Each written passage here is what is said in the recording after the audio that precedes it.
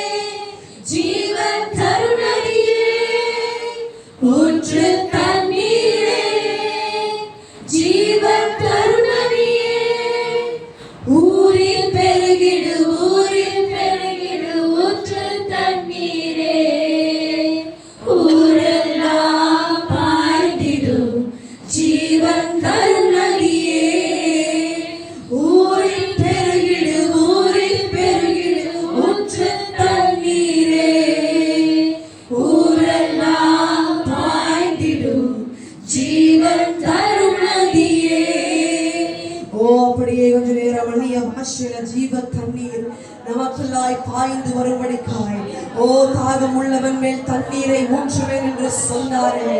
ஓ தாகம் உள்ளவன் மேல் தண்ணீர் நீ ஊற்றுவேன், உன் வறண்ட நிலங்கள் எல்லாம் வயல்வெளியாய் மாறும் என்று சொன்னார்கள். As all the lands of the drought will change into the valley, oh the valley of blessings, oh ramasha karavadiriya karavadirava, ஜீவ தண்ணீர் உங்களுக்குள்ளாய் பெருகட்டும். ஓ இதோ பவுல் சொல்லுகிறது போல உனக்குள்ளாய் கர்த்தர் கொடுத்த வரங்களை அனல் ஊற்றி எழுப்பு. இதோ உங்களுக்குள்ளாய் கர்த்தர் வைத்த அந்த பரிசுத்த ஆவியாருடைய வரங்களை அந்நிய பாஷைகளை அனல் ஊற்றி எழுப்பும் பொழுது ஓ இந்த acne மயமானவர், as the Lord of the fire, oh as the Lord of the fire, oh we declare the fire of the Lord is here, is ascending on us, is directly from the heavenly thrones, heavenly realms to be open. Lord Father, பரலோகத்தின் தூதர்கள் இந்த இடத்துல உலாவி இதோ எங்கள் மத்தியில அக்கினி மயமானவர் ஓ ரமஷக்கவரதிரியா கரவா ஜீவ தண்ணீர் உங்களுக்குள்ளாய் புறப்பட்டு வரட்டும். இந்த அக்கினியை ஒரு மனுஷனும் அவிழ்க்க முடியாது. உங்க வாழ்க்கையில வர எந்த பிரச்சனையும் கர்த்தர் உங்கள் மேல் வைத்த அக்கினியை அவிழ்த்து போட முடியாது. எந்த வியாதியா இருந்தாலும் சரிதான், no matter what sickness is it, no matter what situation you are now, this fire will not quench, this fire will not be quenched by your situations, because this is the fire that is everlasting. ஒரு நித்தியமாய் இருக்கிற அக்கினி உங்களுக்குள்ளாய் அவர் வைத்ததை ஒருவனும் அதை எடுத்து போட முடியாதபடிக்கு ஓ ரமஷக்கஹரதிரியா கரவா ஓ ரக்கிரியாச்சரமோ அந்த அக்கினியை அனல்மூட்டி எழுப்புங்க, அந்த அக்கினியை அனல்மூட்டி எழுப்புங்க. உங்க உள்ளான மனுஷனுக்குள்ளாய் அவர் வைத்த அக்கினியை ஜீவ தண்ணீராய் புறப்பட்டு வருகிறது. இதோ ஒரு ஜீவ நதியாய் அக்கினி மயமானவராய் ஓ as the living waters flow, as the living waters flow as the river from your heart, it's the Holy Spirit, it's the flow of the Holy Spirit. அது ஆவியானவருடைய அபிஷேகம், அது ஆவியானவருடைய நடத்துதல். Oh let no man quench your fire. இந்த அக்கினியை ஒரு மனுஷனும் அவிழ்த்து போடாதபடிக்கு உங்களுக்காய் கொடுத்த வரங்களை உங்களுக்குள்ளாய் அவர் வைத்த அந்த அக்கினி பாஷையை ஓ ரமஷக்கரியம் ஜலவதிரியா கரவா அஷகேவேரேனியே கரவஷகுரியே ஓ எங்களுடைய உள்ளான மனுஷனை ஆண்டவரே நீ அனல் மூட்டி எழுப்புவதற்காய் நன்றி செலுத்துகிறோம். Oh as you revive the inner man Lord, let our inner man be fire Lord. Oh let our inner man be fire. Oh எங்கள் மாம்சம் பலவீனமானதுதான், அது சோர்வுள்ளதுதான், but the spirit of the Lord is mighty. உங்கள் ஆவியோ பலன் உள்ளது, உங்கள் ஆவி பலன் உள்ளது ஆண்டவரே. Give me the strength, அந்த பலன் எனக்குள்ளாய் இறங்கட்டும்.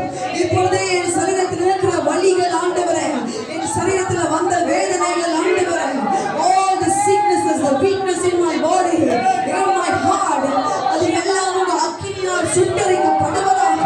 Let the fire burn all of you, let the fire burn all of your weaknesses and sickness Lord. உங்கள் ஆவியானவர் ஓ சுகமளிக்கிற ஆவியானவர் ஓ அது உடல் சுகம் மாத்திரம் அல்ல, உடல் சுகம் மாத்திரம் அல்ல, உன் இருதயத்தில் இருக்கிற காயங்களை ஓ காயம் கட்டுகிற நல்ல சமாரியன் as the good Samaritan ஓ ரமஷபரகவர் ஏத்தரோக்கிரி ஏத்தரோ. அப்பா எங்கள் உடல்ல மாத்திரம் சோர்வு இல்லை, என் இருதயம் சோர்ந்து போச்சு.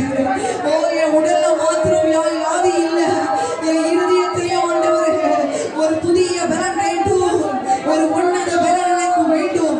இந்த ஜூலை மாசத்துல ஓ நான் இன்னும் அக்கினியா எரிய வேண்டும், உமக்கென்று எரிய வேண்டும். என் அக்கினியை ஒருவனும் அழித்து போட முடியாது. Lord, I want to burn more in this month of July.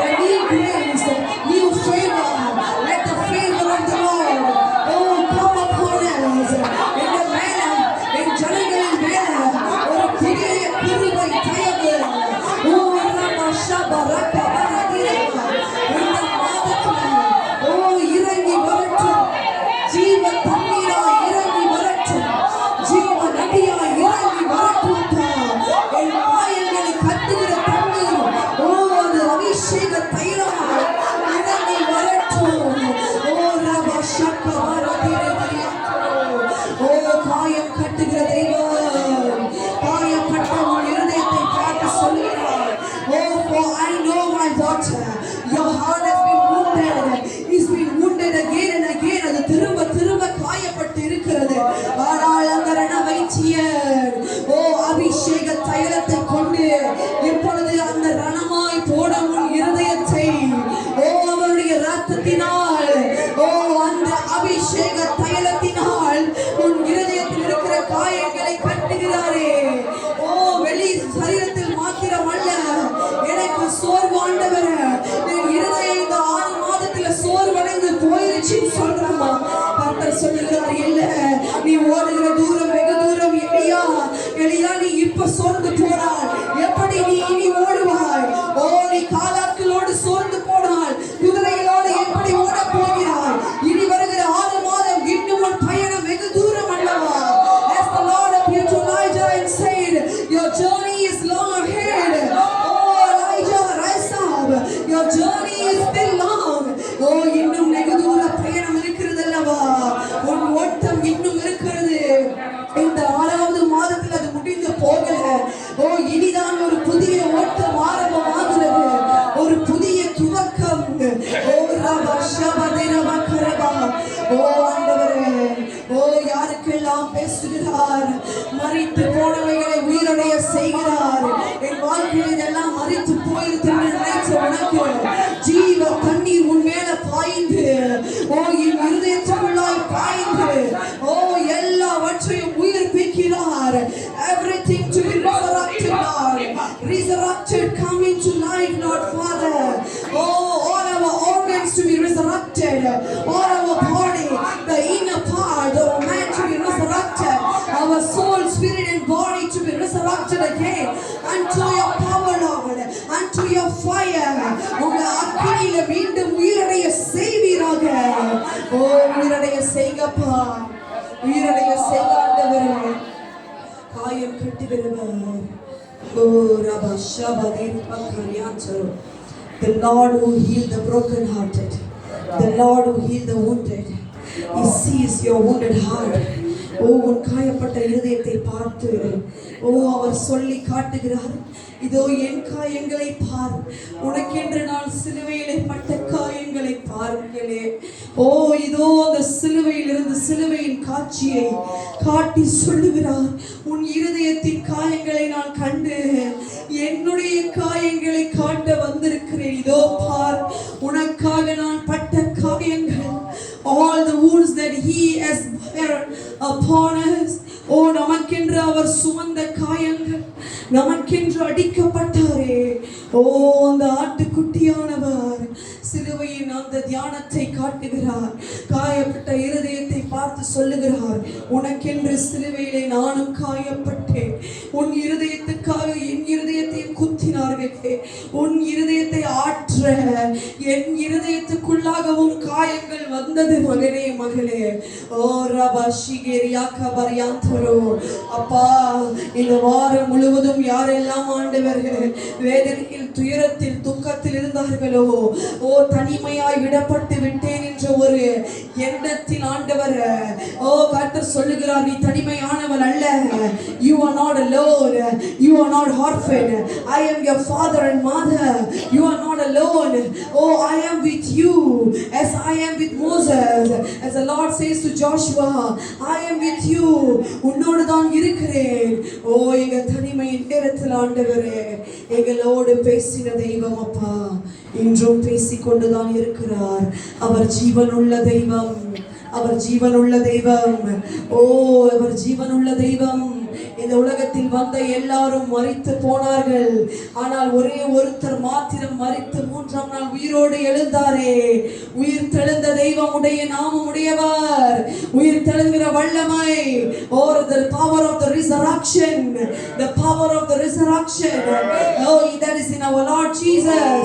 நம்ம இயேசு கிறிஸ்துவுக்குள்ள இருக்கிற அந்த உயிர் தெழுதல் வல்லமை, அந்த உயிர் தெழுந்த வல்லமை இதோ நம் வாழ்க்கையில கடந்த 6 மாதங்கள் மரித்து போன காரியங்கள் அநேகம் கடந்த 6 மாதத்தை எப்படி கடந்தேன்னு எனக்கு தெரியல ஆண்டவரே, எப்படி நீ நடத்தி வந்தீர் என்று தெரியல. ஆனால் ஒன்று மாத்திரம் தெரிகிறது, உங்க கிருபைதான் நடத்தினது ஆண்டவரே. இந்த வருஷத்தின் மைய பகுதியில் இப்ப நின்று கொண்டிருக்கிறேன் ஆண்டவரே. 2வது பகுதிக்கு வந்து விட்டோம். இனி அடுத்த பாதை எப்படி இருக்க போகிறது என்று தெரியல. ஆனா உங்க கிருபை மாத்திரம் என்ன நடத்தும்பா. Oh Lord, I don't know what road that you will show me, what journey that I will be taking, but one thing for sure, your grace will be with me, Lord. Your grace will sustain me, Lord. Your grace will lead me into the paths that you are leading me, Lord. நீங்க நடத்துற பாதை பள்ளமா இருக்கலாம், அது மேடா இருக்கலாம், அது பள்ளத்தாக்கா இருக்கலாம். ஆனா உங்க கிருபை என்னோடு கடந்து வரும் ஆண்டவரே. இந்த ஜூலையில் நீங்க சொன்னபடி மூலமாய் உம்முடைய மகிமை எங்களிலிருந்து வெளிப்பட போகிறது. Oh, the glory of God will shine through you to other people. The people will look unto you and say, oh, this man has the glory of God, this woman is having the glory of God. You will be the testimony.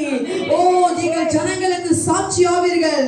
உங்களை பார்த்து தான் சொல்லுவாங்க, எப்படி இவர்களுக்குள்ள இந்த மகிமை வந்தது. இது ஜூலை மாதத்தின் வாக்குத்தத்தம் அல்லவா? இது ஜூலை மாதத்துடைய வார்த்தை அல்லவா?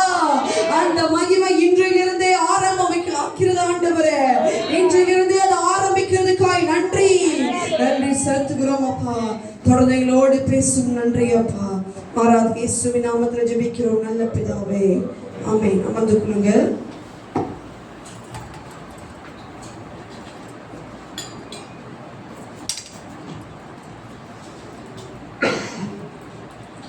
ஹல்லேலூயா. இயேசு கிறிஸ்துவின் நாமத்தில் உங்களை யாவரையும் வாழ்த்தி வரவேற்கிறோம். Welcome you in the Lord, in the name of Lord Jesus Christ. I'm happy to have you here. நீங்கள் மத்தியில் இருக்கிறது மிகவும் சந்தோஷமாக இருக்கிறது. ஆமென். தொடர்ந்து நாம் சகரியா புஸ்தகத்தை தியானித்து வருகிறோம். இப்ப சகரியாவின் எத்தனாவது பகுதிக்குள்ளாய் வந்திருக்கிறோம்?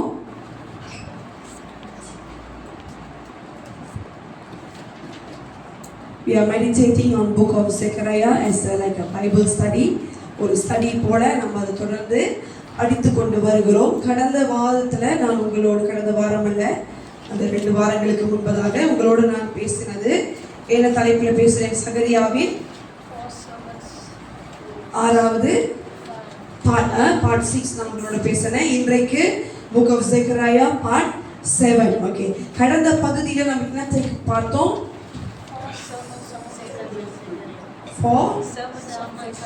சகரியாவின் 4 பிரசங்கங்கள், the 4 sermons that preached by prophet Zechariah. So today, இன்றைக்கு we are going to meditate on chapter 9 until 11. 9வது அதிகாரத்திலிருந்து 16வது அதிகாரத்தை நாம் ஒரு வேத பாடமாய் படிக்க போகிறோம். ஹல்லேலூயா. ஆதார வசனத்துக்காய் எழுந்து நிற்போம். சகரியா 9வது அதிகாரம் வசனம் 9.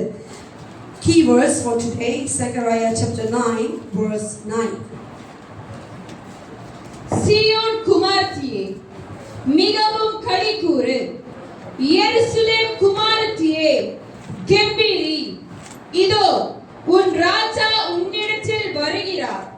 அவர் நீதியுள்ளவரும் இரட்சிக்கிறவரும் தாழ்மையுள்ளவரும் கழுதையின் மேலும் கழுதை குட்டியாகிய மரியின் மேலும் ஏறி வருகிறவருமாய் இருக்கிறார். ஹல்லேலூயா. அமர்ந்து கொள்ளுங்கள். வேதத்துக்கு நீங்க கொடுத்த கருத்துக்காய் நன்றி. இந்த வசனத்துல நாம் மிக முக்கியமான ஒரு காரியத்தை பார்க்கிறோம். அதுக்கு முன்பதாக கடந்த வாரங்களில நம்ம படித்தது சிலவற்றை நம்ம மீண்டும் நினைவு படுத்த விரும்புகிறோம். ஹல்லேலூயா. சகரியா தீர்க்கதரிசி நான் உங்களுக்கு சொல்லிக் கொடுத்து வந்திருக்கிறேன். இவருடைய புஸ்தகத்தை எத்தனை பகுதியாய் நம்ம பிரித்தோம்? சகரியா 1வது அதிகாரத்திலிருந்து 14வது அதிகாரம் வரை, the book of Zechariah having 14 chapters. அது முதலிலிருந்து நான் 14 வரை எத்தனை பகுதியாய் நான் உங்களுக்கு பிரித்தேன்? I have divided that book into எத்தனை பகுதி? யாருக்குமே ஞாபகம் இல்லை. 8 பகுதி. ஹல்லேலூயா. 4 I have separated the book into, divided for you as 4 parts. Hallelujah. The part 1 is the calling for repentance, மனம் திரும்புதலுக்கான ஒரு அழைப்பு வருகிறது. Part 2 is on 8 visions of Zechariah. அவர் கண்ட 8 தரிசனங்களை தான் நம்ம பார்ட் 2, அதாவது நான் சொல்ற பார்ட்ல இந்த புக்கை நான் உங்களுக்கு எத்தனை பகுதியா பிரித்து கொடுத்தேன்? 4 பகுதி. அது முதல்ல அந்த பகுதி என்னன்னா மனம் திரும்புதலுக்கான அழைப்பு. இரண்டாவது என்னது? 8 இரவு தரிசனங்கள். மூன்றாவது என்னது? சகரியாவின் 4 பிரசங்கங்கள். அதை நம்ம பார்த்து முடிச்சிட்டோம். இப்ப கடைசி பகுதிக்கு வந்திருக்கிறோம். சகரியாவின் 2 தீர்க்க தரிசனங்கள், the 2 main prophecies by prophet Zechariah. Hallelujah. So இப்ப இந்த பகுதியில இதை நம்ம 2ஆக பிரிக்கிறோம். இப்ப சகரியாவின் புத்தகம் இந்த வாரத்தோடு முடிவுக்கு வரல. ஆமென். ஹalleluya. முடிக்கலாம் என்று தான் இருந்தேன். ஆனாலும் நிறைய இருக்கிறதுனால நம்ம கொஞ்சம் ஸ்லோவா போவோம். இன்னைக்கு அதிக நேரம் இருக்காது. கொஞ்சமா இருந்தாலும் அதை நீங்க நன்றாய் புரிந்து கொள்ள வேண்டும். ஹalleluya. இதை ஒரு பாடமாக நம்ம படிக்க போகிறோம். இப்ப அடுத்த வரப்போகிற பார்ட் 8ஆவதுல இந்த புத்தகம் முடிந்துவிடும். ஆமென். ஹalleluya. இப்ப இன்றைக்கு சகரியா பேசின 2 மேல் தீர்க்க தரிசனங்களை ஒன்றை நம்ம பார்க்க போகிறோம். ஆமென். இப்ப 9வது அதிகாரத்திற்கு இப்ப நீங்க வாங்களேன். நம்ம 8வது அதிகாரத்தை முடிச்சிட்டோம். 4 பிரசங்கங்களை நம்ம பார்த்து முடித்து விட்டோம். என்ன கேட்டார் அந்த 4 பிரசங்கங்களை? மெயினா எதை பத்தி பேசினார்? What was the main point of Zechariah's 4 sermons? Chapter 8 ல என்ன பார்த்தோம் நம்ம? Chapter 7 to 8.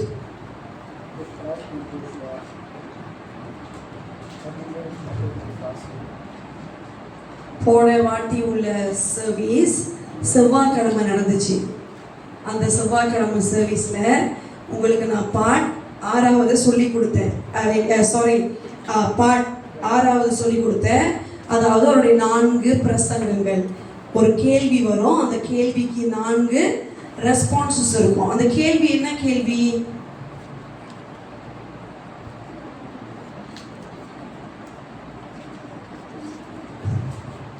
ஞாபகம் இல்லை, யாருக்குமே ஞாபகம் இல்லை. அல்லேலூயா. பரவாயில்லை, கர்த்தர் உங்களுக்கு நினைவூட்டுவார். என்ன கேள்வி? அது முக்கியமான கேள்வி. நீங்கள் எடுக்கிற உபவாசங்கள் யாருக்கென்று? ஆமென். எதற்கென்று எடுக்கிறீர்கள்? இதை ஒரு சடங்காக எடுக்கிறோமா இல்லை உண்மையாகவே கர்த்தருக்கென்று எடுக்கிறோமா? அதை நம்ம பார்த்து முடித்து விட்டோம். We are meditating on fasting, the purpose of fasting, our heart intention on fasting. Hallelujah. இன்றைக்கு சாப்டர் 9 நம்ம முதல் 8 வசனங்கள் எதை குறித்து பேசுகிறது? நான் உங்களுக்கு சுருக்கமா சொல்லுகிறேன், நீங்க அதை எழுதி கொள்ளுங்க. Chapter 9 verse 1 to 8 is talking about என்னத்தை பேசுகிறது? இந்த தீரு என்கிற ஒரு தேசம். ஓகே, அதாவது சகரியா இருந்த காலகட்டத்தில் சகரியாவுடைய அந்த இடத்தை ஆட்சி செய்வது பெர்சியா ராஜ்யம். எந்த ராஜ்யம்? The kingdom of Persia was ruling during the time of prophet Zechariah. But after that there is a prophecy coming that Greek kingdom, kingdom of கிரேக்க ராஜ்யம் எழும்பி இந்த பெர்சியாவை அழித்து போடும் என்று. அல்லேலூயா. அதாவது யார் எழும்புவார் அப்படின்னா, உங்களுக்கு எல்லாம் தெரியும், ஹிஸ்டரி படிச்சவங்க எல்லாம் தெரியும், the great Alexander, மாபெரும் வீரன் அலெக்சாண்டர்.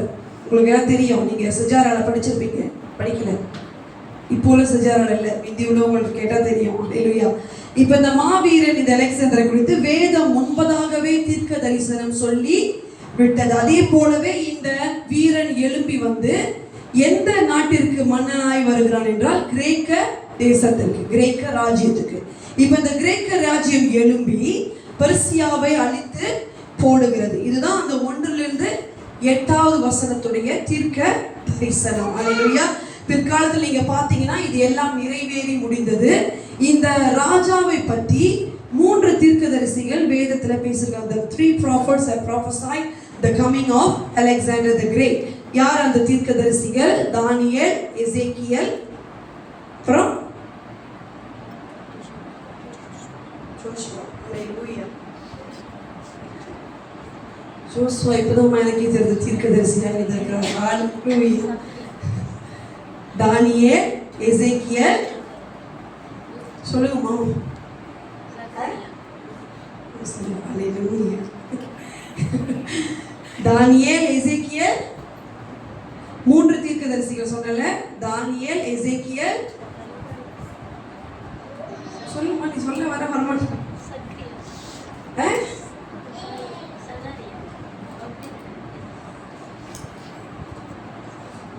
ஹalleluya. இப்பதாங்க சொன்னேன், என்ன தீர்க்கதரிசியை பார்த்துக்கிட்டு இருக்கோம்? சகரியா. ஆமென். Prophet Daniel, Ezekiel and Zechariah prophesied on the coming of the great Alexander. Hallelujah. இப்போ இது முடிந்து விட்டது. இப்போ 9வது வசனத்துக்கு வாருங்களேன். அதுதான் உங்களுக்கு கீவேர்ட்ஸா கொடுத்தேன். இங்க என்ன அவர் ப்ராஃபஸி கொடுக்கிறார்? யாரை குறித்து? வாசிங்க. சீயோன் குமாரத்தியே மிகவும் களிகூரு, எருசலேம் குமாரத்தியே கெம்பீரி. இதோ உன் ராஜா உன்னிடத்தில் வருகிறார். அவர் நீதி உள்ளவரும் இரட்சிக்கிறவரும் தாழ்மை உள்ளவரும் கழுதையின் மேல் கழுதை குட்டியாகிய மரியின் மேலும் ஏறி வருகிறவருமாய் இருக்கிறார். ஹalleluya. இது இயேசு கிறிஸ்து வருகிறதுக்கு முன்பதாகவே சகரியாவால் உரைக்கப்பட்ட ஒரு தீர்க்கதரிசனம். இது எந்த பகுதியில் நம்ம பார்க்கிறோம்? இந்த சம்பவத்தை எங்க பார்க்கிறோம்? புதிய ஏற்பாடுல எந்த இடத்துல பார்க்கிறோம்? ஓசன்னா என்று கர்த்தர் எருசலேமுக்குள் பிரவேசிக்கிற போது எதிர் மேல் ஏறி வந்தார்? சிங்கம். கழுதை மேல ஏறி வந்தார். கழுதை, அது இந்த இடத்துல என்ன போட்டிருக்கு? கழுதை என்ன போட்டிருக்கு? கழுதை குட்டி, கழுதையின் மேலும் கழுதை குட்டியாகிய மரியின் மேலும் ஏறி வருகிறோமா இருந்தார். ஹalleluya. இந்த வசனம் அப்படியே எந்த வசனத்தை காட்டுகிறது? மத்தேயு 21 வசனம் 7. The verse 9 in chapter 9 is directly pointing to Matthew 21 verse 7, which prophesying the Lord will come riding on a donkey, not a horse. வாசிங்க. கழுதையும் குட்டியையும் கொண்டு வந்து அவைகள் மேல் தங்கள் வஸ்திரங்களை போட்டு அவரை ஏற்றினார்கள். ஹalleluya. எதன் மேல் ஏற்றினார்கள்? கர்த்தரை கழுதையின் மேல். அப்ப நீங்க பாத்தீங்கன்னா கர்த்தர் இயேசு வருகிறதுக்கு முன்பதாகவே சகரியா தீர்க்கதரிசி சொன்னேன், இவருடைய புத்தகம் மிகவும் ஸ்பெஷலானது. ஏன்னா மேசியாவை குறித்து அதிக தீர்க்க தரிசனங்கள் ஏசாயாவுக்கு அடுத்து எந்த புத்தகத்தில் இருக்குது? சகரியா. Other than book of Isaiah, the prophet Zechariah all prophesying on coming of Messiah. Hallelujah.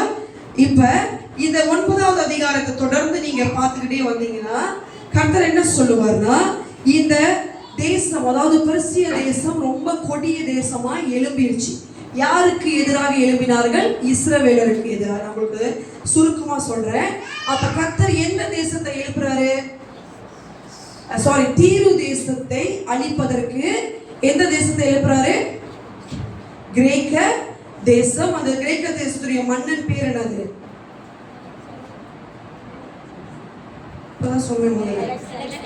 Alexander. இதை நம்ம எங்க வாசிக்கலாம்? வேற புத்தகத்துல இருக்கா நீங்க கேட்டீங்கன்னா எசேக்கியேல் 26, 27, 28 முழு chapters. Chapter Ezekiel, book of Ezekiel, chapter 26 unto 28 is talking about the coming of the Alexander. ஆனா ஏன் இந்த 9வது வசனத்துல வந்தோனே சகரியா திடீர்னு யாரை குறித்து பேசுகிறார்? இயேசு கிறிஸ்து வருகிறதை குறித்து பேசுகிறார். எதனாலனா அந்த காலகட்டத்தில் இஸ்ரவேலர்கள் இந்த மாவீரன் வரும்போது இவங்க என்னன்னு நினைச்சாங்களாம்? அவரை, ஓ இவர்தான் நம்மளுடைய மேசியா போல. ஏன்னா இவர் பயங்கர பவரா இருக்காரு, மைட்டியா இருக்கிறாரு. நம்மளுக்கு எதிரிகள் எல்லாத்தையும் இவர் என்ன பண்றாரு? நீங்க போய் அவரோட ஹிஸ்டரி படிச்சீங்கன்னா அவர் மாதிரி ஒரு சிறந்த வீரன் இல்ல. சிறந்த வீரன். ஆனா வெறும் 33 வயசுலயே அவர் இறந்து போய்விட்டார். ஆனா சகரியா சொல்றாரு, இது உங்களுடைய மேசியா இல்ல. உங்க மேசியா எது மேல ஏறி வருவார்? கழுதை. நம்ம எல்லாம் ராஜா எது மேல ஏறி வருவார்னு பார்ப்போம்? குதிரை. இப்படிதான் இஸ்ரவேலர் ஜனங்களும் குதிரையில ஏறி வந்த அந்த மாவீரனை பார்த்து, ஓ இவர்தான் நம்மளுடைய மேசியா போல நினைக்கும் போது சகரியா சொல்றாரு, இல்ல இன்னொருவர் வர்றார். யார் அவர்? நம்மளுடைய மேசியா, கழுதை மேல் ஏறி வருகிறவர். ஹல்லேலூயா. அந்த 9வது அதிகாரம் வசனம் 10 அதை தொடர்ந்து நீங்க படிச்சுக்கிட்டே வந்தீங்கன்னா அடுத்து எப்பிராயிம் சந்ததியாரை குறித்து அங்க நம்ம பார்க்கலாம். அவர்களை கர்த்தர் எப்படி ஆசீர்வதிப்பார் என்று. அல்லேலூயா. இப்ப 10வது அதிகாரத்துக்கு வாங்க. Come to chapter 10. நான் உங்களுக்கு சீக்கிரமா சொல்றேன். 10வது அதிகாரத்துல என்ன நடக்குது அப்படின்னா, இப்ப கர்த்தர் அவர்களுக்கு சில வாக்குத்தத்தங்களை கொடுக்கிறார். இஸ்ரவேல் ஜனங்களை பார்த்து சொல்றாரு, உங்கள் தேசத்துல இனி மழை பெய்ய போகிறது, நீங்க எல்லாரும் திரும்பி வருவீர்கள். இந்த ப்ராஃபஸிலாம் நீங்க பாத்தீங்கன்னா எப்ப நடக்கிற காலகட்டம் இதுனா, இப்பொழுது நடந்து கொண்டிருக்கிறது. யூதர்கள் எல்லாம் திரும்பி எங்க போயிட்டு இருந்தாங்க? அவங்களுடைய தேசத்துக்கு. நீங்க ரீசெண்டா பாத்தீங்கன்னா இந்தியால ஒரு விளைச்சு இருந்தது, ஃபுல் அண்ட் ஃபுல் யூதர்கள் வாழ்ந்து கொண்டிருந்தாங்க. திருப்பி எங்க போயிட்டாங்க? இஸ்ரவேலர்கள் எல்லாரும் அங்க சேர்ந்த பிறகு என்ன நடக்கும்? கர்த்தருடைய ஆலயத்தை கட்ட அவங்க முயற்சி எடுப்பாங்க. திரும்பியும் அந்த எருசலேமுடைய ஆலயத்தை கட்டணும்னு கட்டி முடிக்கும் போது யார் வந்து உட்காருவாங்க? யாரும் சொன்னீங்க? அந்தி கிறிஸ்து. அதை எப்படி ஏமாந்து போவாங்க? இவர்தான் மேசியான. திரும்பியும் இது யூத ஜனங்கள் ஏமாந்து போவார்கள். அப்ப இந்த வசனங்கள் 10வது அதிகாரத்தை முழுவதையே பார்த்தீங்கன்னா கர்த்தர் சொல்றார், நான் என்ன செய்ய போறேன்னா, என் இஸ்ரவேலர்களை திரும்பவும் நானே இஸ்ரவேலர் கொண்டு வந்து, வசனம் 2 பாருங்க, என்ன செய்ய போறார் படிங்களேன். சுரூபங்கள் அப்பத்தமானதை சொல்லிற்று, குறி சொல்லுகிறவர்கள் பொய்யை தரித்தார்கள், சொப்பனக்காரர் வீணானதை சொல்லி வியார்க்கமாக சென்றரவு பண்ணினார்கள். ஆகையால் ஜனங்கள் ஆடுகளைப் போல சிதறி மெய்ப்பன் இல்லாததினால் சிறுமைப்பட்டார்கள். அல்லேலூயா. எப்படி சிதறடிக்கப்பட்டு போனார்கள் இஸ்ரவேலர்கள்? Like without shepherd. மெய்ப்பன் இல்லாத ஆடுகள் போல இவர்கள் என்ன பண்ணாங்க? சிதறடிக்கப்பட்டு போனாங்க. அப்ப கர்த்தர் சொல்றார், இனி நான் என்ன செய்ய போறேன்? இந்த விக்கிரகங்கள்லாம் அழித்து, மந்திரம் சொல்லுகிற சூனியங்களை இவரெல்லாம் அழித்து விட்டு என் ஜனங்களை மீண்டுமாய் எருசலேமுக்கு கொண்டு வர போகிறேன். ஹல்லேலூயா. இப்ப 4வது வசனத்தை படிங்களேன். go to verse 4. அவர்களில் இருந்து கொடி கல்லும் அவர்களில் இருந்து கூடார முளையும் அவர்களில் இருந்து யுத்த வில்லும் வரும், அவர்களில் இருந்து ஆளுகிற யாவரும் ஏகமாய் புறப்படுவார்கள். ஹல்லேலூயா. இந்த வசனம் யாரை குறிக்கிறது என்றால் இயேசு கிறிஸ்துவை குறிக்கிறது. இந்த வசனம், this verse 3 is pointing to Lord, verse 4 to Jesus. ஆமென். என்ன சொல்லுது? இந்த பகுதியிலிருந்து யார் எழும்பி வருகிறார்? ஒரு யுத்த வில் வருகிறது, அவர்களை ஆளுகிற யாவரும் ஏகமாய் புறப்படுவார்கள். ஆமென். இப்ப இயேசு கிறிஸ்துவை குறித்து மீண்டுமாய் அவர் இங்க பேசுகிறார். என்ன சொல்றாருன்னா, நீங்க எல்லாம் கூடி வருவீர்கள், ஆனால் உங்கள் மத்தியில ஒருவர் எழும்பி வருவார். அந்த எழும்பி வருகிறவர் தான் மேசியா. ஓகே, நீங்க இப்ப 3வது வசனத்தை படிங்களேன். மெய்ப்பருக்கு விரோதமாக என் கோபம் மூண்டது, கடாக்களை தண்டித்து சேனைகளின் கர்த்தர் யூத வம்சத்தாராகிய தமது மந்தையை விசாரித்து அவர்களை யுத்தத்திலே தமது சிறந்த குதிரையாக நிறுத்துவார். ஹல்லேலூயா. என்ன சொல்றார்? சேனைகளின் கர்த்தரே என்ன செய்ய போறாரா? தன் மந்தையை விசாரிக்க போகிறார். எதனால? மேய்ப்பர்கள் இல்லாததுனால ஆடுகள் எல்லாம் என்ன பண்ணிருச்சு?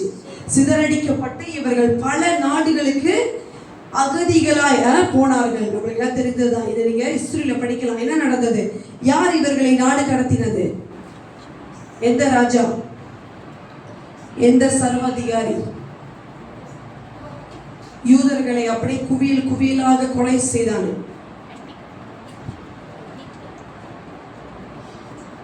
உங்களுக்கு எல்லாம் தெரிந்த பேர் தான் ஹிட்லர். இந்த வீரன் என்ன பண்ணா? யூதர்களை எல்லாம் குவியல் குவியலாக சாகடிச்சான். இவன் எழும்பி இவர்களை சாகடித்து இவர்களை அடித்து இவங்களை பல தேசத்துக்கு என்ன பண்ணி விட்டான். இதனால இதை தாங்க முடியாம இவங்க எல்லாம் ஓடி போனாங்க. அப்ப ஓடி போய் இருக்கிற தேசத்துல மேய்ப்பன் இல்லாம இருந்தார்கள். கர்த்தர் சொல்றார், நானே அவங்களுக்கு மேய்ப்பனாய், I will be your shepherd. உங்களுக்கு மேய்ப்பன் இல்லாத நேரத்துல கர்த்தரை என்ன பண்ணுகிறார்? அவர்களை யுத்தத்தில் சிறந்த குதிரை. அதாவது நீங்க இப்ப பாத்தீங்கன்னா இஸ்ரவேலர்கள் போல யுத்தம் பண்ண முடியுமா? அந்த தேசத்தை எந்த தேசம் போய் அடிச்சாலும் யாருமே அவங்கள ஜெயிக்க முடியாது. இந்த வசனம் தான் சொல்லுது, இவர்களை சிறந்த குதிரையாக என்ன பண்ணுவாராம்? நிறுத்துவார். ஹல்லேலூயா. இது எழுத்தின்படி உள்ள இஸ்ரவேலர். நீங்களும் நானும் என்ன இஸ்ரவேலர்கள்? ஆவிக்குரிய இஸ்ரவேலர்கள். ஹல்லேலூயா. நாமும் சிதறடிக்கப்பட்டு போனோம். We also have been scattered like Israelites. But the Lord is telling, I will raise you as my powerful horses. Hallelujah. யுத்தம் செய்கிற ஒரு சிறந்த குதிரையாக என்ன பண்ணுவாராம்? நம்மளையும் அவர் பழக்குவிப்பார். தாவீது பக்தன் பாடுறாரு. என்ன பாடுறாரு? என் விரல்களை எல்லாம் என்ன செய்ய பயன்படுத்துகிறாராம்? யுத்தத்துக்கு கர்த்தர். என்ன யுத்தம்? சண்டை போடுறது அது யுத்தம், அது ஒரு யுத்தம். ஆனா கர்த்தர் சொல்லுகிற யுத்தமானது எது? ஆவிக்குரிய யுத்தம். Spiritual warfare. ஜெபம் ஒரு யுத்தம், உபவாசம் ஒரு யுத்தம், கர்த்தருடைய சந்நிதியில வருகிறது ஒரு யுத்தம், ஊழியம் செய்கிறது ஒரு யுத்தம். இது எல்லாவற்றிலும் நம்மளை எப்படி மாற்ற போகிறார்? ஒரு சிறந்த குதிரையாக. ஹல்லேலூயா. ஹல்லேலூயா. as the mighty horse. ஆமென். இப்போ தொடர்ந்து அந்த அதிகாரம் முழுவதுமா நீங்க பாத்தீங்கன்னா கர்த்தர் மீண்டும் சொல்லுவார், என் ஜனங்களை 8வது வசனம் படிங்களேன். 10:8 verse 8. நான் அவர்களை பார்த்து கையில் போட்டு அவர்களை கூட்டிக் கொள்ளுவேன், அவர்களை மீட்டுக் கொண்டேன், அவர்கள் பெருகி இருந்தது போலவே பெருகி போவார்கள். ஹல்லேலூயா. இப்போ என்ன செய்வாங்க இந்த ஜனங்கள்? பெருகுவார்கள். இவங்க எப்படி ஒடுக்கப்பட்டு போனாங்களோ அதிகமா என்ன செய்தாங்க? பெருகினார்கள். தொடர்ந்து வசனத்தை நீங்க வாசிச்சீங்கன்னா இவங்க பெருகி இவங்களுக்கு என்ன நடந்துச்சு? படிங்களே 10வது வசனம். நான் அவர்களை எகிப்து தேசத்திலிருந்து திரும்பி வர பண்ணி அவர்களை அசீரியாவில் இருந்து கூட்டிக் கொண்டு அவர்களை கிளையா தேசத்துக்கும் லீபனோனுக்கும் வர பண்ணுவேன், அவர்களுக்கு இடம் போதாமற் போகும். ஹல்லேலூயா. என்ன பத்தாம போச்சு? இடம் போதாமல் போனது. ஹல்லேலூயா. அதே தீர்க்க தரிசனத்தை நமக்கு சுதந்திரத்துக்கு. ஹல்லேலூயா. பெட்ரா பிணைங்குக்கு இடம் போதாமல் போக போகிறது. எப்ப அது நடந்தது? தொடர்ந்து வசனத்தை படிங்களேன். இடக்கம் என்கிற சமுத்திர கரை அவர் சமுத்திரத்தின் அலைகளை அடிப்பார், அப்பொழுது நதியின் ஆழங்கள் எல்லாம் வறண்டு போகும், அசிரியாவின் கர்ப்பம் தாழ்த்தப்படும், எகிப்தின் கொடுங்கோல் விலகி போகும். ஹல்லேலூயா. எண்ணத்தை கடக்கும் போது இவர்கள் பெருகினார்கள், இடுக்கம் என்கிற சமுத்திரத்தை கடக்கையில். ஹல்லேலூயா. இடுக்கம் எதெல்லாம் இப்ப நமக்கு இடுக்கமா இருக்கிறது? இடுக்கம் என்கிற ஒரு சமுத்திரத்தை கர்த்தர் என்ன செய்ய போகிறார்? அடிக்க போகிறார். ஹல்லேலூயா. எப்படி நம்ம நெருக்கப்பட்டு போனாலும் நெருக்கப்பட நம்மளுடைய வாசல் தலம் என்ன ஆக போகிறது? விசாலமாக போகிறது. ஹல்லேலூயா. அது வெறும் கண்களினால் பார்க்கிற ஒரு வாசஸ்தலமாய் இல்லாவிட்டாலும் கர்த்தர் சொல்லுகிறார் அவர்களுக்கு இடம் என்ன ஆச்சு? பத்தாம போனது. எப்பொழுது? இடுக்கம் என்கிற சமுத்திரத்தை கடந்து போகையில். ஹல்லேலூயா. இன்றைக்கும் நம்ம வாழ்க்கையில அநேக இடுக்கங்களை நம்ம என்ன பண்றோம்? கடந்து கொண்டிருக்கிறோம். நீங்களும் நானும் இடுக்கம் என்கிற சமுத்திரத்தை கடந்து கொண்டுதான் இருக்கிறோம். அந்த கர்த்தர் சொல்லுகிறார், அந்த சமுத்திரத்தின் அலைகளை நான் அடிப்பேன். ஹல்லேலூயா.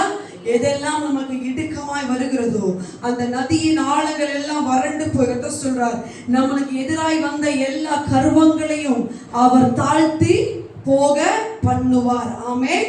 12வது வசனத்தை படிங்களேன். நான் அவர்களை கர்த்தருக்குள் பலப்படுத்துவேன், அவர்கள் அவருடைய நாமத்திலே நடந்து கொள்வார்கள் என்று கர்த்தர் சொல்லுகிறார். ஹல்லேலூயா. ஹல்லேலூயா. இது நம்மளுடைய பெட்ரா பிணைங்குடைய ஒரு ப்ராமிஸ் வேர்ஸாக எடுத்துக்கொள்வோம். The Lord is telling, I will strengthen you. நான் அவர்களை என்ன பண்ணுவாரா? கர்த்தருக்குள் பலப்படுத்துவேன். ஹல்லேலூயா. வெறும் பலப்படுகிறது மாத்திரமல்ல, கர்த்தருக்குள் நம்ம என்ன ஆக போகிறோம்? பலப்பட போகிறோம். எப்பொழுது? இடுக்கம் என்கிற சமுத்திரத்தை கடக்கும் போதுதான் நீங்களும் நானும் என்ன ஆக போகிறோம்?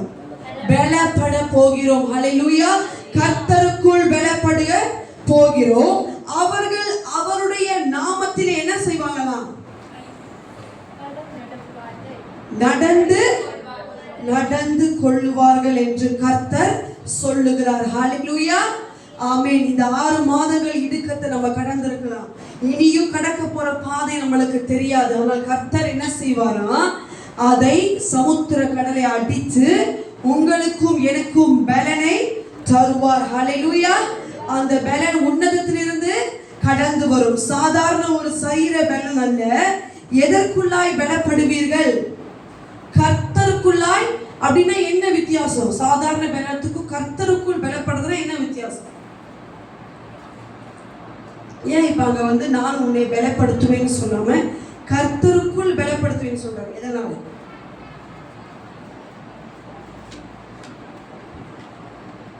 ஹல்லேலூயா. நீங்களே பதில் சொல்லுங்களேன். ஏன் கர்த்தருக்குள் பலப்பட வேண்டும்? ஏன் கர்த்தருக்குள் பலப்படணும்? சொந்தமா நம்ம பலன் அடைய முடியாதா? நிறைய பலசாலிகள் நம்ம பூமியில இருக்காங்க.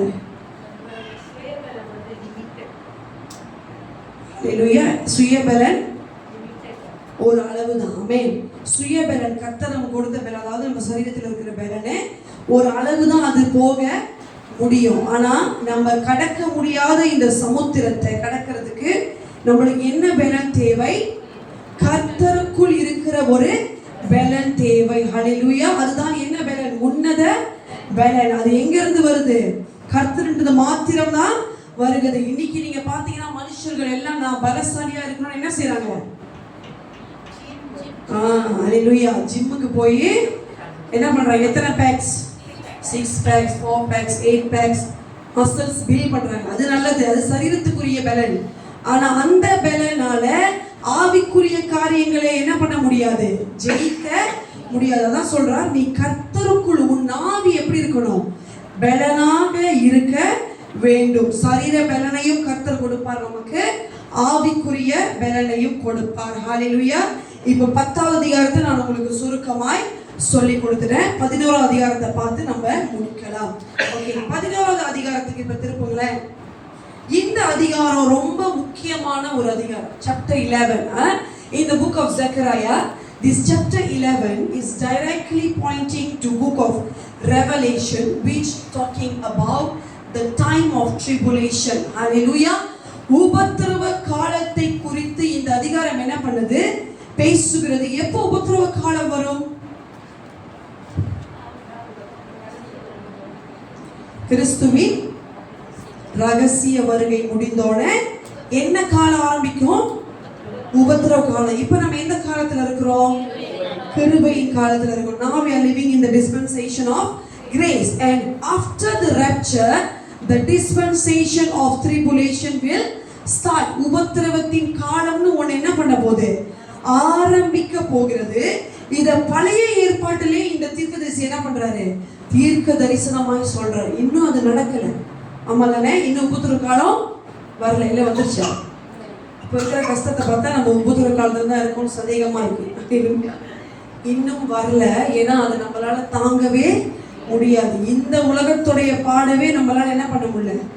தாங்க முடியல. அதை நம்ம எல்லோரும் தாங்க முடியாது. அதனால நீங்களும் நானும் ரகசிய வருகையிலே எடுத்துக்கொண்டு பட வேண்டும். ஆமே. ரகசிய வருகையிலே நம்ம இயேசுவோடு பறந்து விட வேண்டும். இல்லைன்னா இந்த காலத்துல நம்ம கொடிய காலத்துல மாட்டிக்கொள்வோம். இந்த காலத்துல என்ன நடக்குது? இந்த சகரியா தீர்க்கதரிசி தீர்க்க தரிசனமாய் சொல்றார். வசனம், நீங்க சகரியாவின் புஸ்தகத்தை வெளிப்படுத்தல் விசேஷம் வசனம் அதிகாரம் 16 வசனம் 10 படிங்களேன்.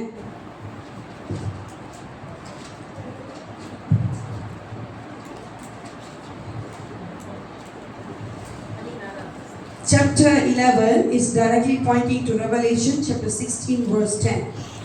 ஐந்தாம் தூதன் தன் கலசத்துள்ளதை மிருகத்தினுடைய சிங்காசனத்தின் மேல் ஊற்றினான். அப்பொழுது அதின் ராஜ்யம் இருள் அடைந்தது. அவர்கள் வருத்தத்தினாலே தங்கள் நாவுகளை கடித்துக் கொண்டு என்ன நடக்குது இந்த இடத்துல? உபத்திரவ காலம் ஆரம்பிக்கிறது. இதுதான் இந்த 11வது அதிகாரத்துல நீங்க பாத்தீங்கன்னா வசனம் 6 படிங்களேன்.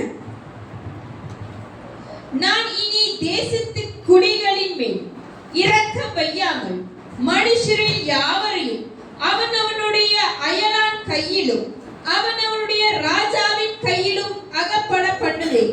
அவர்கள் தேசத்தை அழித்தும் நான் இவர்களை அவர்கள் கைக்கு தப்புவிப்பதில்லை என்று கர்த்தர் சொல்லுகிறார். இந்த உபத்திரவ காலத்துல இவங்க என்ன பண்ண முடியாது? தப்பிக்க வாய்ப்பே இல்லை. அதான் வசனம் சொல்லுது, நான் இனி இந்த தேசத்தின் குடிகள் மேல இரக்கத்தை வைக்கவே மாட்டேன். இவங்க என்ன பண்ண முடியாது? தப்பிக்க முடியாது. அப்படியே தொடர்ந்து அந்த அதிகாரத்தை நீங்க வாசிச்சுட்டே வந்தீங்கன்னா நீங்க மிக முக்கியமான ஒரு வார்த்தையை நம்ம பார்க்கலாம். 10வது வசனத்துல அனுக்கிரகம் என்கிற கோல், அவர் ஸ்டாஃப் கால்ட் ஃபேவர். கர்த்தர் என்ன சொல்றாரு? அந்த அனுக்கிரகம் என்கிற கோலை எடுத்து போட்டு வரோம். அப்ப அந்த காலகட்டத்துல நம்மளுக்கு என்ன கிடைக்காது? ஒரு தயவு, இரக்கம் எதுவுமே இருக்காது. என்ன இருக்கும்? முழுக்க முழுக்க கொடுமை. கர்த்தருடைய இரக்கமே இருக்காது. இமேஜின் பண்ணி பாருங்க, இரக்கம் அவருடைய தயவு இல்லைன்னா நம்ம எப்படி வாழ முடியும்? அந்த காலத்துல வாழ முடியாது. அப்ப அனுக்கிரகம் எண்ணப்பட்ட என் கோலை எடுத்து வசனம் 10 படிங்க. அனுக்கிரகம் எண்ணப்பட்ட என் கோலை எடுத்து நான் அந்த ஜனங்கள் எல்லோரும் பண்ணியிருந்த என் உடன்படிக்கை அற்று போகும்படிக்கு அதை முறித்து போட்டேன். என்ன செய்தாரா? அவருடைய உடன்படிக்கையும் முறித்து போட்டு விட்டார். இனி இந்த ஜனத்திற்கு எந்த ஒரு ரட்சிப்புமே அந்த காலகட்டத்துல கிடைக்காது. அப்ப சபை இருக்காது, ஆராதனை இருக்காது, வசனம் இருக்காது, ஜெபம் இருக்காது. எங்க ஓடி ஓடி நம்ம அடைந்தாலும் நமக்கு என்ன கிடைக்காது? ரட்சிப்பு, தயவு, இரக்கம், கிருபை எதுவுமே அந்த நாள்ல இல்ல. பரிசுத்த ஆவியானவர் இருப்பாரா? இல்ல. ஏனென்றால் கிருபையின் காலத்தோடு அவர் எடுத்துக்கொண்ட படுவிடுவார். அப்ப பரிசுத்த ஆவியானவரே இல்லாத காலத்துல எப்படி இருக்கும்? மகா கொடிய காலம். அடுத்து நீங்க அந்த அதிகாரத்துல வாசிச்சீங்கன்னா வசனம் அதிகாரம் 11 வசனம் 12 13 படிங்களேன். உங்கள் பார்வைக்கு நன்றாய் கண்டால் என் கூலியை தாருங்கள், இல்லாவிட்டால் இருக்கட்டும் என்று அவர்களோட சொன்னேன். அப்பொழுது எனக்கு கூலியாக 30 வெள்ளி காசை நிறுத்தார்கள். கர்த்தர் என்னை நோக்கி அதை குயவனிடத்தில் எறிந்துவிடு என்றார். இதுவே நான் அவர்களால் மதிக்கப்பட்ட மேன்மையான மதிப்பு. நான் அந்த 30 வெள்ளி காசை எடுத்து அவர்களை குயவனுக்கென்று கர்த்தருடைய ஆலயத்திலே எறிந்து விட்டேன். இந்த 30 வெள்ளி காசு எதை குறித்து பேசுகிறது? யூதாஸ் காரியோத்து எத்தனை காசுக்காக கர்த்தரை காட்டி கொடுத்தான்? 30 வெள்ளி காசு. இந்த காரியத்தை இப்ப தீர்க்கதரிசி சகரியா எப்ப சொல்றாரு? இன்னும் இது நடக்கவே இல்லை. ஏறக்குறைய அந்த காலகட்டம் ஒரு 400 வருஷங்களுக்கு மேலான ஒரு வருஷத்துல சொல்றாரு. பாருங்க, இது என்ன நடக்க போதா? 30 வெள்ளி காசுக்காக இந்த யூதாஸ் என்ன செய்ய போறான்?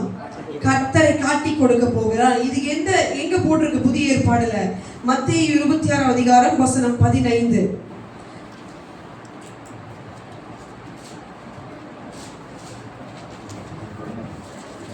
நான் அவரை உங்களுக்கு காட்டி கொடுக்கிறேன், நீங்கள் எனக்கு என்ன கொடுக்கிறீர்கள் என்றான். அவர்கள் அவனுக்கு 30 வெள்ளி காசை கொடுக்க உடன்பட்டார்கள். எத்தனை காசு? 30 வெள்ளி காசு. அடுத்து என்ன சொல்றார் 13வது வசனத்துல? இந்த 30 வெள்ளி காசை எங்க போய் எறிந்து விடு? குயவனிடத்தில் எறிந்து விடு. நீங்க பாத்தீங்கன்னா யூதாஸ்க்கு என்ன நடந்துச்சு? கர்த்தரை காட்டி கொடுத்த பிறகு என்ன நடந்தது? சந்தோஷமா இருந்தார். என்ன நடந்துச்சு? தூக்கு மாட்டி இறந்து போனார். அதுக்கு முன்ன என்ன நடந்துச்சு? அதாவது அந்த தூக்கு மாட்டுறதுக்கு முடிவு எடுத்தார்ல, அதுக்கு முன்ன என்ன நடந்தது? ஓகே, அவருக்குள்ள என்ன வந்தது? குற்ற உணர்ச்சி என்ன பண்ணார்? அந்த காசை எடுத்து என்ன செஞ்சார்? எங்க போய் எறிந்து விட்டார்?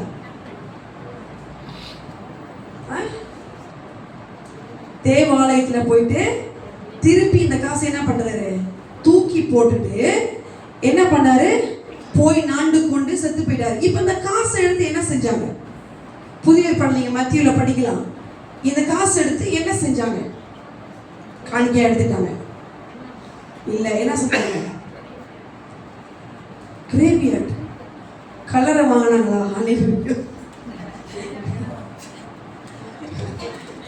இல்ல, நீங்க சொல்றது ரைட்டு தான். கலர் அல்ல, என்ன செஞ்சாங்க? அந்த காசு எடுத்து பயன்படுத்தினாங்களா? இல்ல, எல்லாரும் என்ன பண்ணாங்க? பயந்து போனாங்க. இந்த காசு ஒரு என்ன மாதிரி காசு?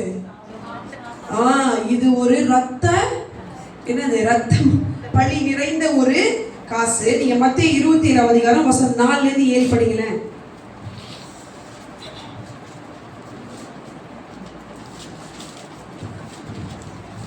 குற்றமில்லாத ரத்தத்தை நான் காட்டி கொடுத்ததினால் பாவம் செய்தேன் என்றான். அதற்கு அவர்கள், எங்களுக்கு என்ன, அது உன் பாடு என்றார்கள். அப்பொழுது அவன் அந்த வெள்ளிக்காசை தேவாலயத்திலே எறிந்துவிட்டு புறப்பட்டு போய் நான்று கொண்டு செத்தான். பிரதான ஆசாரியர் அந்த வெள்ளிக்காசை எடுத்து, இது இரத்த கிரயமானதால் காணிக்கை பெட்டியிலே இதை போடலாகாது என்று சொல்லி ஆலோசனை பண்ணின பின்பு அந்நியரை அடக்கம் பண்ணுவதற்கு குயவனுடைய நிலத்தை அதனாலே கொண்டார்கள். அல்லேலூயா. முதல்ல நீங்க சொன்னது ரைட்டு. என்னத்துக்கு பைச்சாங்க? அதாவது அந்நியர்களை அடக்கம் பண்ண என்ன செய்தாங்க? அந்த காசுல ஒரு நிலம். என்ன நிலம்? யாருடைய நிலம்? குயவனுடைய நிலம். இந்த குயவன்ற வார்த்தை எந்த வசனத்துல பார்த்தோம்? சகரியா 12 அதிகாரத்துக்கே ஒன்றும் போலையே. எப்படி நம்ம போனீங்க? 11வது அதிகாரம் வசனம் 13ல பாத்தீங்கன்னா, அதை குயவனிடத்தில் எரிந்து விடு. நீங்க பாத்தீங்கன்னா நடக்கிற எல்லாத்தையுமே தீர்க்கதரிசிகள் துல்லியமா என்ன பண்ணாங்க? 1 இன்ச்சு கூட அவங்க விடல. எல்லாத்தையும் என்ன பண்ணாங்க? சொல்லிவிட்டு போனார்கள். இந்த காசுக்கு என்ன நடக்கும், இதை யாருக்கிட்ட போய் போடுவாங்க அப்படின்னு. இந்த இடத்துல பார்க்குற குயவன்ற அதே வேர்டு எங்க வருது? மத்தேயு. இந்த இடத்துல என்ன செய்யறாங்க? இது ரத்த கிரியம் நிறைந்த ஒரு காசு. இதை போய் காணிக்கப்பட்டியில் என்ன பண்ணக்கூடாது? போடக்கூடாது. அதனால ஒரு இடத்தை வாங்குவோம். அந்த இடம் யாருடையது? ஒரு குயவனுடையது. ஹல்லேலூயா. அதுதான் நம்ம வசனத்துல பார்க்கிறோம். இப்ப தொடர்ந்து மிக முக்கியமான பகுதி 16வது வசனம் 17 படிங்கள. 11வது அதிகாரத்தை நான் முடிக்க போறேன். 16வது 17. இதோ நான் தேசத்திலே ஒரு மெய்ப்பனை எழுப்ப பண்ணுவேன். அவன் ஆதாமாகிறவைகளை பராமரிக்காமலும் சிதறுண்டதை தேடாமலும் நொறுங்குண்டதை குணமாக்காமலும் இளைத்திருக்கிறதை ஆதரிக்காமலும் கொழுத்தின் மாம்சத்தை தின்று அவைகளுடைய குழம்புகளை உடைத்து போடுவான். மந்தையை கைவிடுகிற அப்பர்த்தமான மேய்ப்பனுக்கு ஐயோ! பட்டயம் அவன் புயத்தின் மேலும் அவன் வலது கண்ணின் மேலும் வரும். அவன் புயம் முழுதும் சூம்பி போம். அவன் வலது கண் முற்றிலும் இருள் அடையும் என்றார். ஹல்லேலூயா. இது எந்த மேய்ப்பனை பேசுகிறது? எந்த மேய்ப்பனை குறித்து இந்த வசனம் பேசுகிறது? இதோ நான் தேசத்திலே ஒரு மேய்ப்பனை எழும்ப பண்ணுவேன். இயேசு கிறிஸ்து. ஆமாவா? 100% உறுதியா இருக்கீங்க? அல்லேலூயா. இப்படிதான் எல்லாரும் நினைப்பார்கள். ஆனால் இந்த வசனம் யாரை குறித்து பேசுகிறது? அந்தி கிறிஸ்துவை பேசுகிறது. இவன் இயேசு போலவே எப்படி வரானா? ஒரு மேய்ப்பனை போல வருகிறான். கர்த்தரே சொல்றார், ஒரு மேய்ப்பனை எழும்ப பண்ற. அந்த மேய்ப்பன் என்ன செய்வானா? அவன் அதமாகிறவைகளை மேய்க்காமல், அப்படின்னா ஜனங்களை மேய்க்காம சிதறுண்டவைகளை தேட மாட்டான், நொறுங்குண்டதை குணமாக்க மாட்டான். என்ன செய்வான்? இளைத்திருக்கிறதெல்லாம் ஆதரிக்க மாட்டான். இவன் மேய்ப்பன் போல ஒரு வேஷத்துல வருவான். எல்லாரும் என்ன நினைப்பாங்க? ஓ, நமக்கென்று ஒருத்தன் வந்து விட்டார், நம்ம காப்பாத்த, நம்மளை குணமாக்க. ஆனா இல்ல, உலகத்தின் மக்களும் கைவிடப்பட்ட ஜனங்களும் இப்படிதான் என்ன பண்ணுவாங்க, வஞ்சிக்கப்பட்டு போவார்கள். ஆனா வசனம் தெரிந்தவர்கள் வஞ்சிக்கப்பட முடியாது. நமக்கு தெரியும் ரகசிய வருகை வந்த பிறகு இவன் எழும்பி வருவான். இப்பொழுதே இவனுடைய காரியங்கள் என்ன பண்ணுது, பூமியில ஆரம்பித்து விட்டது. வசனம் புதிய நீங்க படிக்கலாம். இப்பொழுதே இவனுடைய காரியங்களா இருக்கு. அடுத்த வசனம் மிக முக்கியமானது. இப்ப நம்ம எல்லாம் பார்க்கிற ஒரு சிம்பலை குறித்து பேசுது. இவனுடைய ஒரு சிம்பல் இருக்கு. என்ன சிம்பல்? 666 அது மெயினான சிம்பல். அது இப்ப அதிகமா வெளி வராட்டியும் இன்னொரு முக்கியமான ஒரு சிம்பல் அதிகமா நம்ம பார்க்கிறோம். ஒரு பிரமிட் மாதிரி இருக்கும், நடுவுல ஒரு கண்ணு. அது என்ன கண்ணு? இதுதான் இந்த வசனம் சொல்லுது. அவனுக்கு ஒற்றை கண்ணு. ஏன்னா ஒரு கண் என்னாச்சு, பிடுங்க பட்டது. அது என்ன சைன்? அதுக்கு பேர் இருக்கு. அந்த ஒற்றை கண்ணுக்கு ஒரு பேர் இருக்கு. என்ன பேர்? கரெக்டா சொல்றீங்க. அல்லேலூயா. இததான் இப்போடைய உலகத்தின் தலைவர்கள், மகா சிறந்த பெரிய பெரிய ராஜாக்கள் எல்லாருமே என்னத்துல இருக்காங்க, இப்ப இந்த இதுல தான் வாழ்ந்து கொண்டிருக்காங்க. இது யாருடையது? ஆல்ரெடி அந்தி கிறிஸ்துவின் காரியம் பூமியில வந்து விட்டது. நீங்க நிறைய எங்க போய் பார்க்கலாம்னா, இது நம்மளுக்கு இருக்குன்னே தெரியாது, ஆனா அதுல இருக்கும். முக்கியமா ரீசெண்டா இப்போ ஒரு ஓப்பனிங் நடந்துச்சு. என்ன ஓப்பனிங்? FIFA என்ற இந்த வேர்ல்ட் கப் உடைய ஒரு ஓப்பனிங் நடந்துச்சு. நம்ம எல்லாம் என்ன நினைப்போம், இது ஒரு ஓப்பனிங் நல்லா ஆடி பாடி ஆடிட்டு இருக்காங்க. நல்லா உத்து அதை நீங்க பாத்தீங்கன்னா அந்த இடத்துல ஒரு இடத்துல அந்த சிம்பல் வரும். அது மாத்திரம் வராது, அந்த அந்த ஃபுல் அண்ட் ஃபுல் அந்த செலிப்ரேஷனே ஸ்காலர்ஸ் என்ன சொல்றாங்கன்னா, இது அந்தி கிறிஸ்துக்கான ஒரு ரிச்சுவல். அவனுக்காக இவங்க என்ன பண்ணிட்டு இருக்காங்களா, ரெடி ஆயிட்டு இருக்காங்க. புதிய ஏற்பாடுல வர வெளிப்படுத்தல வருகிற பாபிலோன்ல இருந்து எழும்பி வருகிற ஒரு மகாவேசி, அவருடைய உடை எப்படி இருக்கும், சிவப்பு கலர்ல இருக்கும். நீங்க அந்த அந்த செலிப்ரேஷன்ல பாத்தீங்கன்னா ஒரு பாடகி வருவாங்க. அந்த பாடகியோட சட்டையோட கலரு சிவப்பு நிறம். அவ பூமியில இருந்து வெளிவர மாதிரி என்ன பண்ணிருக்காங்க, பெர்ஃபார்மன்ஸ். அது பெர்ஃபார்மன்ஸ் அல்ல, உலகம் ஆல்ரெடி ரெடி ஆயிருச்சு. யாருக்காக? இதெல்லாம் நம்ம புரியாம நம்ம என்ன பண்ணுவோம், இது ஜஸ்ட் ஒரு கொண்டாட்டமாக செய்யறாங்க. இல்ல, அது எல்லாத்துலயுமே மறைஞ்சிருக்கு. அதுக்கு முன்பதாக இன்னொரு ஸ்போர்ட்ஸ் உடைய நடந்துச்சு, நம்மளுக்கு எல்லாம் தெரிந்ததுதான். என்னது அது?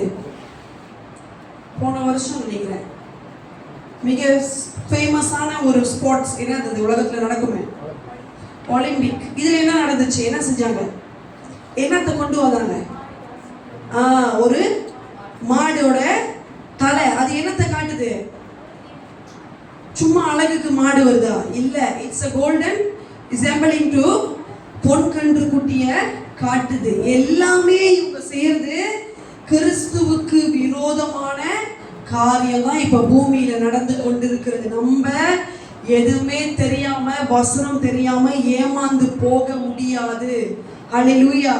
வெளுத்ததெல்லாம் பாலுன்னு நினைக்கவே கூடாது. ஆமென். அதான் பைபிள் சொல்லுது. நீங்க வஞ்சிக்கப்பட்டு போகாம இருக்க எதை தெரியணும் நம்மளுக்கு? வசனம் நமக்கு நன்றாய் தெரிந்தாதான். இப்ப இந்த மெய்ப்பன் எப்படி வருவான்? அழகான ஒரு சமாதானம் கொடுக்குற மாதிரி வருவான். ஆனா அவன் ரியலா என்ன மாதிரி ஆளு? அந்தி கிறிஸ்து. பைபிள் சொல்லுது, நீங்க ஓநாய் தோல் போர்த்தின, கரெக்டா சொன்னீங்க, ஆடு தோல் போர்த்தின ஓநாய்களுக்கு எச்சரிக்கையா இருங்க. இப்ப ஆடு தோல் போத்திருக்கு, எப்படி நம்மளுக்கு தெரியும் அது ஓநாய்னு?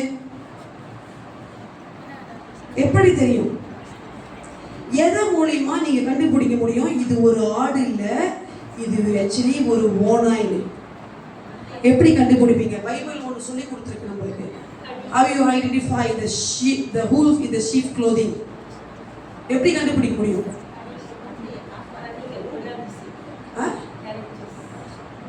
கேரக்டர். அவங்களுடைய கனிகள் மூலியமாக தான் நீங்க என்ன பண்ணலாம், அவங்களை அறிந்து கொள்ளலாம். கனிகள்லாம் என்ன கனி? பைபிள்ல என்ன கனி நம்ம படிக்கிறோம்? ஆவியின் கனி, the fruit of the spirit. Okay, how you identify them, whether they are the true servant of God, true people of God, through the fruits in their life, not the gifts in their life. Hallelujah. அவங்களுக்குள்ள அந்த செயல்படுகிற வரங்கள் மூலமாக அல்ல, Bible அதை சொல்லல. ஏன்னா நீங்க மத்தேயுல பாத்தீங்கன்னா பிசாசு துரத்தினவர்கள், தீர்க்கதரிசனம் சொன்னவங்க, வியாதியஸ்தரை சுகமாக்கின இவர்கள் எல்லாம் அவருக்கு முன்பதாக வந்து நிற்கும் போது என்ன சொன்னாரு? என்னை விட்டு அகன்று போக ஏன் சொன்னாரு? அவங்க என்ன செய்யல? தேவனுடைய சித்தம் செய்யாத ஊழியர்கள். அவங்க சாதாரணமான ஜனம் அல்ல, பயங்கரமாய் கர்த்தரால் பயன்படுத்தப்பட்டவர்கள். சாதாரணமா நம்ம பிசாசு துரத்த முடியுமா? முடியாது. கர்த்தர் வல்லமை அபிஷேகம் பண்ணவர்கள் தான். ஆனால் தேவ சித்தப்படி நடக்காதனால கர்த்தர் என்ன சொல்றார்? உன்னை யாருன்னு எனக்கு தெரியாது. அப்ப எப்படி நம்ம வஞ்சிக்கப்படாம இருக்கணும்? அவருடைய கனிகள் மூலியமாக. அதனாலதான் வெளிப்படுத்துற விசேஷம் சொல்லுது, அப்போஸ்தலர்கள் அல்லாதவர்கள் அப்போஸ்தலர்கள் சொல்லிக் கொள்ளுகிறார்கள். இவர்களை நீ எப்படி தெரிந்து கொள்ளுவ? கனிகள். ஹல்லேலூயா. அவர்கள் வாழ்க்கையில் இருக்கிற கனிகளை பார்த்து வசனம் மூலியமா தான் நீங்க அறிந்து கொள்ள முடியும்.